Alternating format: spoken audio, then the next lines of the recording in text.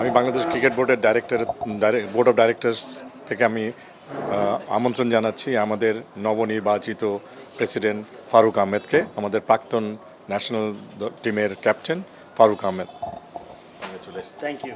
ওকে sir, president হওয়ার প্রথম লক্ষ্যটা কি? লক্ষ্য তো অনেক বড়। বাংলাদেশ প্রধান লক্ষ্য দেশের সম্মান বৃদ্ধি, উজ্জ্বল করা, দেশের মুখ প্লাস দ্য টিমকে একটা জায়গায় দেখতে চাই। তো সেক্ষেত্রে এটা তো একটা অনেক বড় একটা ব্যাপার, কীভাবে দেখব। সো অনেক জায়গায় আমাদের কাজ করতে হবে। আপনারা জানেন যে অনেক দিন ধরে কাজ হয়েছে, হয় নাই, অনেক কোশ্চেন আছে। বাট আমাদের প্রধান এবং প্রধানতম দায়িত্ব হচ্ছে আমার যে ক্রিকেটকে এগিয়ে নিয়ে যাওয়া, দেশকে এগিয়ে নিয়ে যাওয়া। এটা যদি আমরা মাথায় রাখি, বাংলাদেশ এবং বাংলাদেশ ক্রিকেট দল, তাহলে আমাদের কাজগুলো খুব সহজ হবে। আমাদের অন্যদিকে যদি আমরা ডাইভার্ট না হয়ে যাই। So cricket team, Bangladesh cricket as a whole and Bangladesh as a country, আমরা এটাকে এগিয়ে নিয়ে যেতে চাই।